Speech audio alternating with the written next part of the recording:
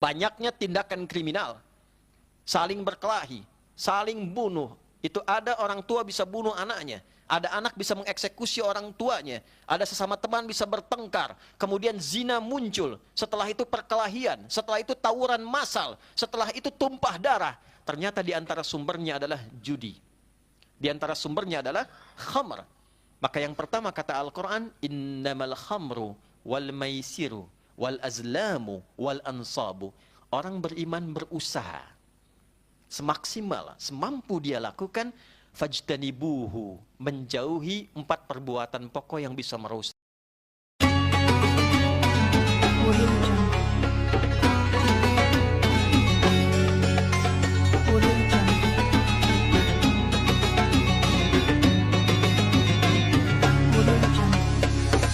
Wa ahbaba rasulihi sallallahu alaihi wasallam.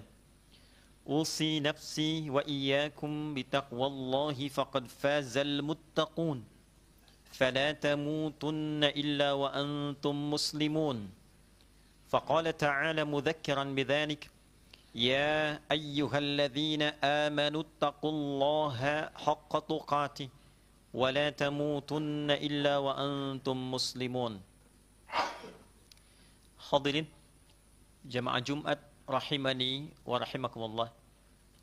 Alhamdulillah, kita mengawali pertemuan Jumat kita dengan bersyukur kepada Allah Subhanahu wa taala. Kita masih diberikan kesempatan untuk beriman sampai dengan detik ini. Kita bersyukur kepada Allah Subhanahu wa taala di antara sekian orang yang telah menyatakan dirinya beriman kepada Allah, kita masih diberikan kemampuan, kekuatan untuk membuktikan keberimanan kita kepada Allah dengan menunaikan ibadah Jumat berjamaah. Semoga ibadah Jumat kali ini dijadikan oleh Allah Subhanahu wa taala sebagai Jumat terbaik dari sekian Jumat yang pernah kita tunaikan.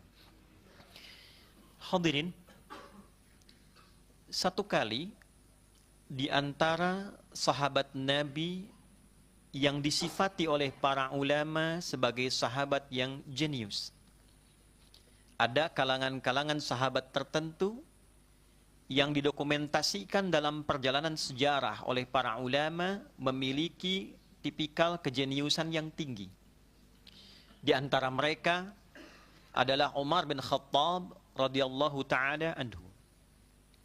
Setelah beliau menetapkan dan meneguhkan diri untuk masuk Islam melalui kedalaman analisis yang sangat tajam kala mendengar surat Thaha dibacakan, lalu bertransformasilah keadaan hidupnya, berubah tipikalnya, memiliki karakter yang sangat luar biasa gemilang, memiliki visi yang panjang, dan selalu menghadirkan solusi dari berbagai problematika yang dihadapi masyarakat pada saat itu.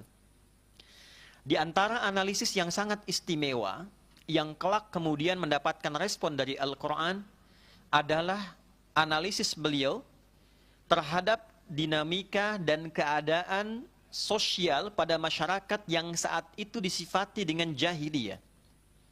Hadirin, jahiliyah itu artinya puncak kriminalitas. Jadi kalau ada orang yang tidak kenal dengan sifat baik, disebut dengan jahil. Keburukannya disebut dengan jahalah. Jadi kalau kita gabungkan keduanya, maka lahirlah sifat yang dalam lebih daripada itu disebut dengan jahiliyah, puncak tindakan kriminalitas. Jadi kalau ada yang mabuk, saat itu puncaknya orang mabuk. Pemabuk yang pemula saja, prematur, itu bisa 5 kali dalam sehari. Dalam catatan sejarah yang tersambung pada kebiasaan masyarakat jahiliyah pada masa itu. Zina, segala macam jenis zina, itu khatam dikerjakan. Pencurian, pembegalan, pembunuhan, perkelahian. Sehingga terakumulasi seluruh bentuk tindakan kriminalitas ini dengan nama puncaknya jahiliyah. Tidak ada yang tersifati dengan nama ini kecuali potret masyarakat pada masa itu. Dan inilah realita yang dihadapi dalam dakwah Nabi Muhammad sallallahu alaihi wasallam. Beliau menganalisis Ternyata di antara penyebab terjadinya akumulasi tindakan kriminalitas itu, banyaknya pertikaian, banyaknya sengketa, perkelahian yang melahirkan pembunuhan, saling curi, saling begal. Salah satu problem utamanya karena mengakarnya perbuatan judi yang ada di lingkungan masyarakat. Dan itu ditemani oleh satu perbuatan yang disifati dalam bahasa Arab dengan nama khamr namanya. Konsumsi sesuatu yang merusak akal, yang pada saat itu diwakili oleh minuman keras. Miras bersanding dengan judi menghasilkan perpaduan keduanya pada meningkatnya tindakan kriminalitas yang sulit dibayangkan pada masanya. Maka dari hasil analisis itu, Umar bin Khattab menyampaikan temuannya kepada Nabi SAW dan memohonkan kepada beliau agar bermohon pada Allah Subhanahu wa taala, khusus diturunkan satu ayat yang melarang judi seketika. Khusus diturunkan satu ayat yang melarang paket judi dan khamar seketika. Maka kala itulah kemudian turun Al-Quran surah kelima Al-Ma'idah di ayat yang ke-90 sampai dengan 91. Allah Subhanahu wa taala berfirman, "Ya ayyuhalladzina amanu innamal khamru wal maisiru wal azlamu wal ansabu rijsun min amali syaitani fajtanibuhu la'allakum tuflihun. Innama yuridu syaitanu an yuqi'a bainakumul adawata wal baghdha'a fil khamri wal maisir wa yasuddakum an dzikrillahi wa 'anis shalah fahal antum muntahun." Al-Quran surah kelima Al-Ma'idah di ayat 90 sampai dengan ayat 91. Ya ayyuhalladzina amanu, hai seluruh yang telah menyatakan beriman kepada Allah Subhanahu wa taala. Hadirin, mohon ditatap ayat ini dengan dalam, karena kalimat larangan, informasi yang berisi larangan tentang sesuatu diawali dan diikat dengan kata iman. Ada rumus dalam ilmu tafsir, jika ada informasi di dalam Al-Quran diawali dengan kata iman, apakah berbentuk isinya perintah ataukah larangan, maka informasi dimaksud akan menjadi parameter tingkat keimanan seorang hamba.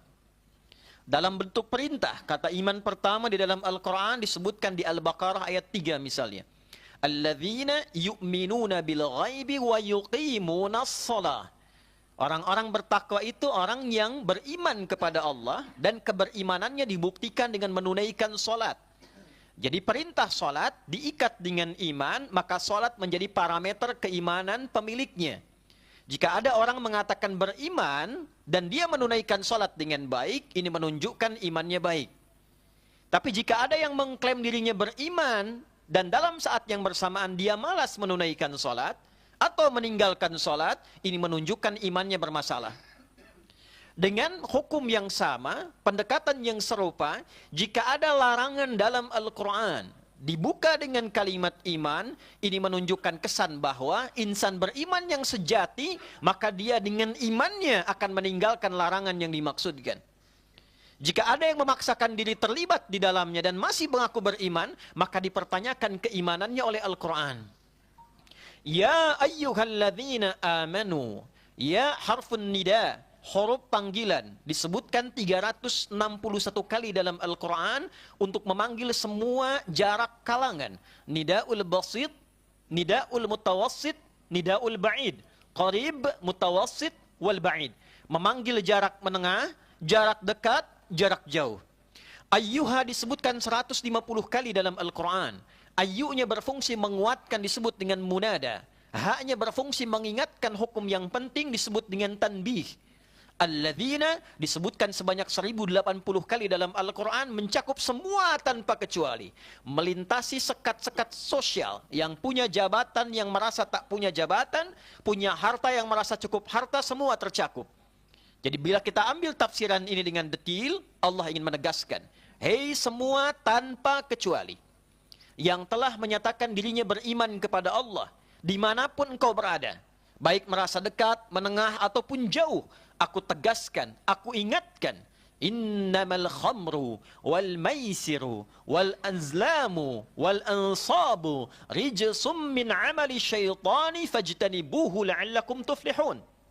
Bagi orang beriman itu cukuplah diketahui, terlarang baginya. Dia harus memahami dengan teliti bahwa satu, innamal khamru, segala yang merusak akal itu di zaman jahiliyah dicontohkan dengan minuman keras. Zaman kekinian yang merusak akal bisa berubah bentuk, bisa menjadi narkotika, bisa menjadi obat-obatan, bisa menjadi hal-hal tertentu yang fungsinya sama, merusak kepada akal. Sungguh, bagi insan beriman itu kata Allah, satu khamr. Yang kedua maisir, judi. Tiga, azlam, persembahan, penghormatan terhadap berhala, patung-patung. Yang keempat, ansab, mengikuti undian-undian tertentu. Rijsum min amali syaitan, itu perkara yang paling buruk yang harus dihindari, karena itu perbuatan yang paling digemari oleh syaitan. Fajtanibuhu, maka dengan imanmu itu jauhi seluruh perbuatan tadi, la'allakum tuflihun, supaya kehidupan Anda cenderung sukses dan bahagia. Hadirin, ada 3 pelajaran besar di ayat ini yang digambarkan kepada kita. Yang pertama, Allah ingin memberikan gambaran bahwa pola hidup insan beriman itu dengan yang belum beriman itu berbeda. Jadi kalau di zaman jahiliyah ada yang belum beriman, dia mabuk karena nggak punya iman. Dia judi karena nggak beriman. Dia ikut undian-undian karena nggak punya iman. Maka ketika Allah menurunkan ayat ini, Allah memberikan satu gambaran baru, tipikal kehidupan yang ideal, yang dimiliki oleh insan beriman seakan ingin mengatakan demikian. Orang beriman tuh nggak mabuk. Kalau ada orang beriman melibatkan diri dalam perbuatan mabuk, maka dipertanyakan keimanannya. Orang beriman tuh nggak judi. Jadi kalau ada orang beriman terlibat dalam judi, apapun sifatnya, maka dipertanyakan keimanannya oleh Al-Quran. Orang beriman itu tidak menyerahkan hidupnya pada berhala. Jika ada orang yang menyerahkan hidupnya pada berhala, dipertanyakan keimanannya. Orang beriman itu tidak menyerahkan kesuksesannya, karyanya pada hasil undian, sehingga hilang ikhtiar kehidupannya. Jika ada orang yang menyertakan tipikal demikian, maka dipertanyakan keimanan dia. Ketika datang ayat ini, Allah ingin memberikan gambaran konsep ideal kehidupan bagi orang beriman, sehingga menjadi contoh bagi yang belum beriman. Hadirin, ini pelajaran yang pertama. Allah membawa pertaruhan keimanan kita untuk menaati perintahnya dalam bentuk jauhi larangan ini. Jadi bukan sekedar iman itu dibuktikan lewat sholat. Anda sholat beriman, betul. Anda sholat baca Al-Quran, bagus. Anda sholat umrah dan haji, bagus. Anda beriman, haji, betul. Anda beriman, umrah, istimewa. Anda beriman, sholat, itu luar biasa. Tapi kalau dalam saat yang bersamaan, Anda beriman, kata-kata Anda kotor. Anda beriman, Anda mencuri juga. Anda beriman, Anda menipu juga. Anda beriman, Anda mabuk juga. Anda beriman, Anda berjudi juga. Maka oleh Al-Quran dipertanyakan, sejauh mana kebenaran imanmu? Satu. Jadi Allah memberikan gambaran baru pada insan beriman, demikianlah engkau bersikap, sehingga menjadi contoh bagi semua. Litakunu syuhada'a 'alan nas. Aku menjadikan keimanan kalian supaya kalian jadi role model kehidupan bagi yang lain. Insan beriman itu demikian. Jadi kalau Anda menemukan di dalam Al-Quran, ayat-ayat yang dibuka dengan iman, itu bukan sekedar mengukuhkan keimanan kita dengan amalan itu, sekaligus jadi contoh. Ya ayyuhalladzina amanu la yashar qaumin qaum. Quran surah ke-49 ayat 11 misalnya. Hei orang-orang beriman, jangan saling mencela. Tunjukkan dengan imanmu engkau tidak mencela. Ini role model, hidup orang beriman itu jauh dari celaan. Bukan golongan makkiyun, golongan orang yang suka maki-maki. Dia menempatkan sesuatu sesuai dengan porsinya. La yaghtab ba'dukum ba'da. Orang beriman tidak bikin hoax. Ya ayyuhalladzina amanu aufu bil uqud. Hai orang-orang beriman, tepati janjimu. Anda role model, berjanji, tepati. Punya jadwal, lengkapi. Beriman. Jadi iman itu saudara, itu kebanggaan. Bukan hanya masalah spiritual. Contoh kehidupan, ideal, orang baik. Dulu orang jahiliyah masuk Islam berubah jadi khairu ummah. Kuntum khairu ummatin ukhrijat linnas. Kalian umat terbaik yang dilahirkan menjadi contoh dalam kehidupan di dunia ini. Jadi kita itu contoh. Jadi muslim itu jadi lebih baik. Bangga dengan keislaman kita, bangga dengan keimanan kita, karena iman merubah kita menjadi pribadi yang lebih baik. Jadi kalau Anda mengatakan saya beriman tidak menjadi baik, ada bagian keimanan kita yang harus di-upgrade kembali. Itulah diantaranya fungsinya Jumat. Menaikkan kadar iman kita, menjadikan kebanggaan kita di hadapan Allah, sehingga saat pulang tenang. Itulah sebabnya kenapa panggilan Jumat dibuka dengan kata iman. Ya ayyuhalladzina amanu idza nudiya lis-salati min yaumil jumu'ati fas'au ila dzikrillah. Hei semua orang beriman, kalau sudah Anda mendapatkan isyarat, mendengar panggilan Jumat, bergegaslah datang ke Jumat itu. Datang itu dengan kebanggaan, karena iman kita yang dipanggil. Tidak ada satupun sahabat mendengar ayat Quran turun, dibuka dengan panggilan iman, kecuali mereka senang dan bahagia. Mengatakan, Ya Allah, apa perintahnya? Ya Allah, apa perintahnya? Dan mereka mengatakan, Sami'na wa ata'na. Diabadikanlah di dalam surah Al-Baqarah, di 3 rangkaian ayat terakhir, di ayat 285. Wa qalu sami'na wa ata'na, ghufranaka rabbana wa ilaikal masir. Mereka berkata, kami dengar ya Allah, kami taati ya Allah. Kalau salah, kalau kurang bagus kami mengerjakannya, ampuni dengan kekurangan kami ya Allah. Tapi dengan bekal ketaatan itu, kami siap untuk pulang menghadap kepadamu. Kapanpun kau panggil. Itu insan beriman. Hadirin kembali ke ayat tadi, maka dari analisis Umar bin Khattab tadi, dan memohon kepada Nabi, didoakan oleh Nabi, turun ayat mengatakan, insan beriman jadi contoh. Insan beriman role model. Insan beriman tidak terlibat pada perbuatan yang dilarang. Jadi setelah Jumat ini, kita bawa spirit itu dalam kehidupan. Apa yang dilarang yang pertama? Allah sampaikan, innamal khamru wal maisir. Ternyata kembali khatib ingatkan hasil kajian, analisis Umar bin Khattab radhiyallahu ta'ala anhu. Banyaknya tindakan kriminal, saling berkelahi, saling bunuh. Itu ada orang tua bisa bunuh anaknya. Ada anak bisa mengeksekusi orang tuanya. Ada sesama teman bisa bertengkar. Kemudian zina muncul. Setelah itu perkelahian. Setelah itu tawuran massal. Setelah itu tumpah darah. Ternyata di antara sumbernya adalah judi. Di antara sumbernya adalah khamr. Maka yang pertama kata Al-Quran, innamal khamru wal maisiru wal azlamu wal ansabu. Orang beriman berusaha semaksimal, semampu dia lakukan, fajtanibuhu, menjauhi 4 perbuatan pokok yang bisa merusak, yang dampaknya bisa melahirkan dampak sosial yang tinggi. Jadi kita diingatkan. Saya berikan kaidah tafsir dulu di dalam asbabun nuzul. Hadirin, jika tidak disebutkan kejadiannya kapan, objeknya siapa, maka kejadian itu berpotensi akan terjadi lagi di masa-masa depan dengan substansi yang serupa, walaupun dengan ragam dan kemasan yang berbeda. Al-ibaratu bi'umumil lafzi la bi khususis sababi. Maka hukum akan berlaku umumnya, tidak dikhususkan kepada sebabnya. Jadi ketika ayat ini turun 15 abad yang lalu, menganalisis kegiatan di masyarakat, maka ke depan pun akan terjadi potensi lagi. Judi akan ada lagi. Khamr akan muncul lagi. Kemasannya bisa beragam. Dulu offline, on-site. Sekarang online.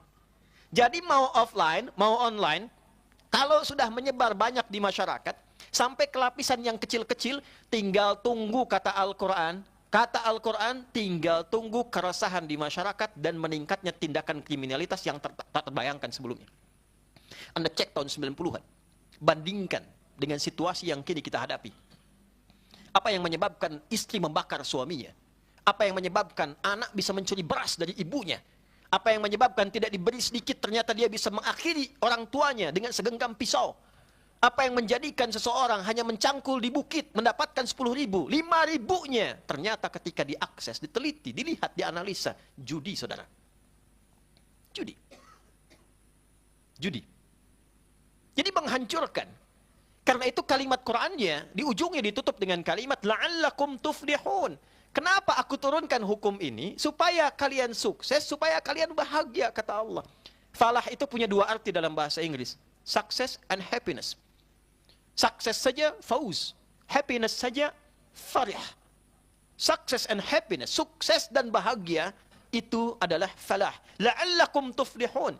Jadi kalau ada orang mengikatkan dirinya pada perbuatan tadi, khamar iya misalnya, maisir iya, azlam iya, ansab iya, dia khamar juga, dia judi juga, dia pemujaan terhadap berhala juga, dalam saat yang bersamaan pun dia ikut undian-undian. Maka apa yang terjadi?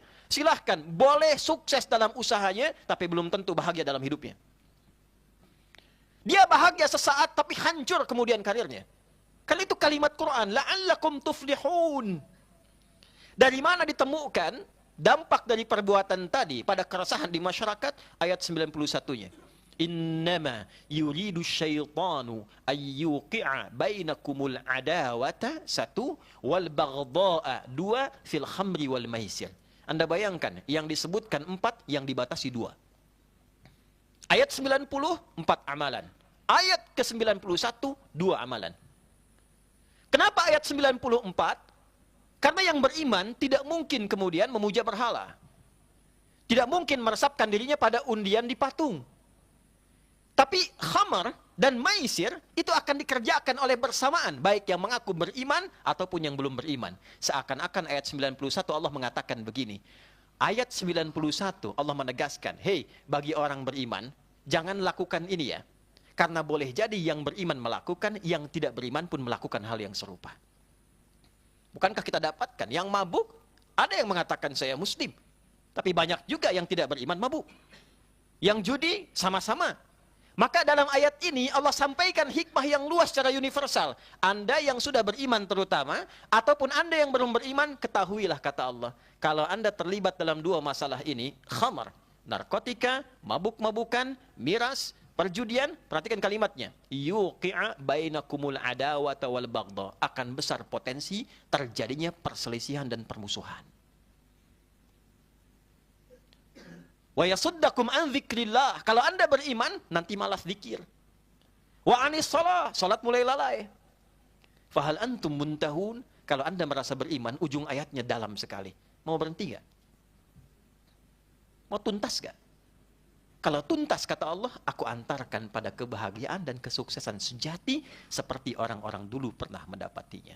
Hadirin, oleh karena itu jika sekarang kita dapati baik pemerintah ataupun tokoh-tokoh agama, tokoh-tokoh masyarakat menampilkan himbauan untuk menghindarkan judi, terutama yang online, hasilnya begini, dampaknya begini, maka Al-Quran sudah 15 abad yang lalu mengikatkan ini. Tapi poin terbesarnya, bagi insan beriman, seharusnya perbuatan-perbuatan terlarang dimaksud bahkan tidak menjadi fikiran, apalagi menjadi pekerjaan yang dilangsungkan. Semoga Jumat ini kita diberikan oleh Allah hidayah yang dalam, yang dengan itu dibebaskan dari perbuatan-perbuatan yang merusak, yang dengan itu diantarkan pada perbuatan-perbuatan berkah yang membahagiakan, yang dengan itu diterima kita sebagai hamba yang beriman, yang dengan itu diterima kita sebagai hamba yang sukses saat kembali kepadanya. Anda tahukah, ayat ini turun dimintakan oleh orang yang tiap hari mabuk sebelum masuk Islam.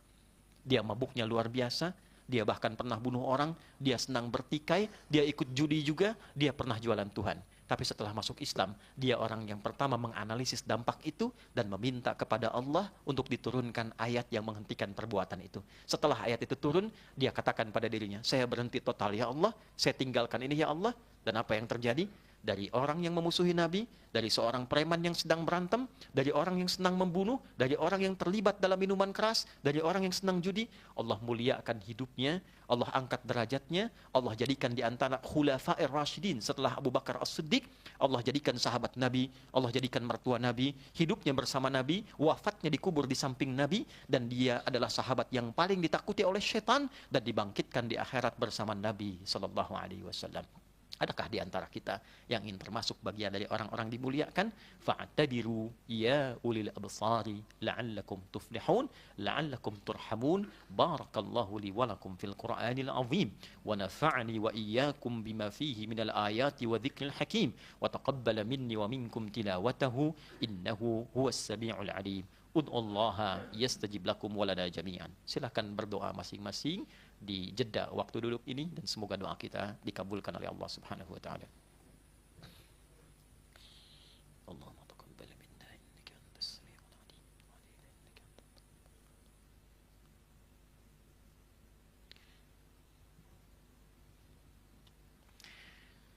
Alhamdulillah. Wassalatu wassalamu ala Rasulillah wa ala alihi wa sahbihi wa man walah wa ba'd. Nashhadu an la ilaha illallah wahdahu la syarika lah. Wa nashhadu anna Muhammadan abduhu wa rasuluhu alladhi la nabiyya ba'dah. Allahumma salli wa sallim wa barik ala hadzal nabiyil karim nabiyyina wa sayyidina Muhammadin wa ala alihi wa sahbihi ajma'in. Hadirin, sebelum kita berdoa kepada Allah Subhanahu wa taala, penting secara singkat kita mendapatkan solusi. Karena kalau masalah itu sudah marak dan meresap di lingkungan masyarakat, maka Islam tidak datang hanya dengan pengingat. Islam datang dengan solusi yang ditampilkan. Maka turunlah ayat-ayat tentang zakat, turunlah ayat-ayat tentang infak, turunlah ayat-ayat tentang persaudaraan, turunlah ayat-ayat tentang saling mengasihi. Nah, inilah yang saat ini belum tampil di hadapan kita. Qurannya baru tampak di mushaf, belum tampak dalam kegiatan harian kita. Soleh itu cuma di masjid, dalam praktek kantor belum ditemukan. Di masyarakat belum kita temukan. Kalau kita hanya jadikan ayat dalam mushaf, kita tidak akan merasakan kenikmatannya. Ayo kita praktekkan dalam kehidupan. Maka apa yang ditampilkan oleh Islam supaya masyarakat tidak terjebak dalam judi? Maka ada skema tentang zakat, skema tentang infak. Dihimpun menjadi lembaga, sekarang kita punya Baznas, sekarang kita punya lembaga-lembaga UPZ. Nah, perannya yang dimaksimalkan, fungsinya yang diaktifkan.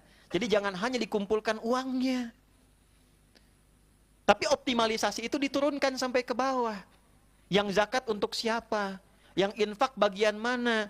Bagaimana polanya dipersatukan di zaman Nabi? Sehingga luar biasa, zaman Nabi setelah itu terjadi, nggak ada yang miskin, saudara. Yang fakir susah ditemukan. Secara konseptual diterapkan dalam implementasi kehidupan. Oh, ini yang zakat 8 golongan. Dan bukan hanya disuapi, tapi dibimbing jadi modal. Oh, ini di bawah fakir, bagaimana naikkan statusnya? Berikan dia modal, diriset dulu. Lembaga itu meriset di setiap daerah. Makanya zakatnya, hadisnya berbunyi demikian. Tu'khadhu min aghniyaihim wa turaddu ala fuqaraihim. Nabi membuat zonasi, dibuat lokalisasi. Misal kita buat Jakarta Selatan nih, diriset, Nabi perintahkan riset dulu nih. Siapa yang melewati batas maksimal, disebut dengan kaya kalau sekarang. Siapa yang butuh subsidi dari situ? Yang fakirnya, yang miskinnya, 8 golongan diriset, Nabi perintahkan riset. Sipulan pekerjaannya apa? Kegiatannya apa? Bisa apa? Kasih modal dari situ, dibimbing dari situ, ada lembaga pendampingan sampai dia mampu. Nah, sekarang banyak ditariknya, tapi ketika dikeluarkan belum optimal. Kita mesti beri contoh optimalisasi itu. Kalau itu bisa dilakukan dengan pendampingan yang ada, saudara, Korea melakukan itu UMKM-nya maju. Singapura melakukan itu UMKM-nya maju. Didirikan sebuah lembaga, mendampingi UMKM-nya, diriset, didampingi sampai naik, sampai ke atas, sampai selesai. Tahun 98 kita mengalami krisis yang sama, tapi mereka berhasil meningkatkan nilai ketahanan ekonominya, dan salah satunya mempraktekkan yang secara konseptual kita punya ayatnya. Dan yang terakhir, Jumat itu mempersaudarakan. Sekali lagi, Jumat itu mempersaudarakan. Itu gambaran kecilnya. Tidak ada yang datang Jumat di masa Nabi yang haus kecuali hilang hausnya. Yang lapar kecuali hilang laparnya. Yang punya masalah selesai masalahnya. Yang tak punya pekerjaan ketemu dengan orang yang punya peluang pekerjaan, selesai persoalannya. Jumat bukan Anda datang, duduk, ngantuk, kadang tertidur, sholat 2 rakaat dan pulang. Bukan itu. Jumat itu adalah Jumat solusi. Kenali siapa yang duduk di samping Anda, berikan saling solusi. Jika itu saja mampu kita praktekkan di setiap masjid dengan spirit Jumat yang benar, maka saya yakin masalah-masalah yang kita hadapi di masyarakat, insya Allah akan hilang dengan sendirinya. Mari kita berdoa pada Allah Subhanahu wa taala. Mudah-mudahan doa kita diterima, dan sebelumnya kita bersalawat kepada Nabi sallallahu alaihi wasallam seperti Allah perintahkan dalam Al-Qur'an. Faqala ta'ala, innallaha wa malaikatahu yusalluna 'alan nabi ya ayyuhalladzina amanu sallu 'alaihi wa sallimu taslima. Allahumma salli wa sallim wa barik 'ala hadzal nabiyil karim habibina al-mustafa al-amin sayyidina Muhammadin wa 'ala alihi wa sahbihi wa dhurriyyatihi wa ummatihi ila yaumiddin. Allahumma inna nas'aluka khaira ma sa'alaka rasuluka al-mustafa nabiyyuna Muhammad sallallahu alaihi wasallam Ya Allah, kami bermohon segala kebaikan yang pernah dimintakan oleh Rasulmu Nabi Muhammad sallallahu alaihi wasallam. Wa na'udzubika min kulli ma sta'adza bika anhu rasulukal mustafa nabiyyuna Muhammad sallallahu alaihi wasallam. Dan kami berlindung kepadamu dari segenap keburukan yang diperlindungkan kepadamu oleh Nabi kami Nabi Muhammad sallallahu alaihi wasallam. Allahumma rabbana la tada' lana fi maqamina hadza dhanban illa ghafarta. Ya Allah, jika ada pendosa hadir di Jumat ini, jangan biarkan dia meninggalkan Jumat ini kecuali Engkau telah ampuni dan gugurkan seluruh dosa-dosanya. Wala hamman illa farajtah, jika ada yang tengah mengalami kegelisahan, mohon tenangkan hatinya. Wala dainan illa qadaitah, jika di antara kami yang hadir ada yang terlilit oleh utang piutang, maka berikan kesempatan dengan rizki yang luas untuk melunasi utang-utangnya dan kembali taat kepadamu. Wala asiran illa yasartah, jika ada yang sedang mengalami kesulitan, mohon mudahkan dan hilangkan kesulitannya. Wala maridan illa syafaitah, jika ada yang diuji dengan penyakit seberat apapun, maka angkat dan hilangkan penyakitnya untuk menaatimu ya arhamar rahimin. Allahumma tubna ilaika taubatan nasuha, kaffir 'anna sayyi'atina, wa'fu 'anna ya Allah khati'atina. Ya Allah, kami mengakui di Jumat ini ya Allah, kami mengakui kami ini hamba yang banyak berbuat salah, banyak berbuat maksiat, banyak berbuat dosa. Tapi kami meyakini ya Allah, rahmat-Mu begitu luas, tak terbatas. Kami mohon ampuni dosa kami ya arhamar rahimin. Kami bertobat kepadamu di Jumat ini taubatan nasuha. Allahumma ighfir aba'i idza kana bima'siyatihim ya Allah khalafaka abna'uhum. Ya Allah, ampuni para ayah yang hadir di Jumat ini jika karena mereka bermaksiat anak-anak mereka ya Allah, anak-anak kami jauh darimu. Ampuni ya Allah. Jikalau karena anak-anak kami tidak taat kepadamu karena dosa kami ya arhamar rahimin, fa'fu anna, ampuni kami ya rabbal alamin. Allahumma hdi ya Allah ailatana, ya Allah berikan petunjuk dan hidayah pada keluarga kami, liqarribu ilaika, agar mereka lebih taat, lebih dekat kepadamu. Wahdi ghairil muslimin min jiwarina ya Allah wa ailatina, dan berikan hidayah kepada siapapun di keluarga kami, teman-teman kami, kerabat kami yang belum mengenal Islam. Ya Allah, tanamkan hidayah pada diri mereka agar berislam. Allahumma ya arhamar rahimin yassir lana umurana wa jannibna an kullil manhiyati minka ya arhamar rahimin. Ya Allah, berikan kami hidayah untuk menghindari seluruh larangan-larangan yang telah Engkau tetapkan. Ihfadna ya Allah fi ta'atika, mohon jaga diri kami dalam ketaatan kepadamu. Allahumma ihfad biladana Indonesia waj'alha baldatan thayyibatan wa anta tardaha. Ya Allah, mohon jaga negeri kami Indonesia. Jadikan negeri kami negeri makmur, negeri yang makmur yang Kau ridai. Jauhkan kami dari perpecahan. Wahfad ya Allah amirah wa raisah ya rabbal alamin, yakuna adilan yukhaffif hisabahu yaumal qiyamah. Dan mohon berikan hidayah kepada para pemimpin di negeri kami ya Allah, supaya berlaku adil dalam keputusan yang bisa meringankan hisab mereka saat kembali kepadamu di hari kiamat. Allahumma ihfad ulama'ana waj'alhum mukhlashina lakad-din. Ya Allah, mohon jaga para ulama kami, berikan hidayah pada ulama kami agar ikhlas dalam berdakwah, mencerahkan umat, menjauhkan dari perpecahan dan jauhkan dari pertikaian ya arhamar rahimin. Allahumma barik hadzal masjid muassisihi wa mu'tamiri. Ya Allah, barik hadhihi syarika wa la taj'al fi hadzal makan kullal ma'asi ya arhamar rahimin. Ya Allah, mohon berkahi masjid ini, berkahi pendirinya, berkahi inisiatornya, berkahi para jamaahnya, dan jangan biarkan ada satu bagian di tempat, di kantor, di bagian ruangan ini yang terjadi maksiat yang tidak Engkau ridhai. Allahumma rabbana atina fid dunya hasanah wa fil akhirati hasanah wa qina adzabannar. Wa sallallahu ala sayyidina Muhammad wa ala alihi wa sahbihi ajma'in. Wa akhiru da'wana subhanakallahumma rabbana wa bihamdika nashhadu an la ilaha illa anta nastaghfiruka wa natubu ilaik. Walhamdulillahi rabbil alamin. Ibadallah, innallaha ya'muru bil 'adli wal ihsan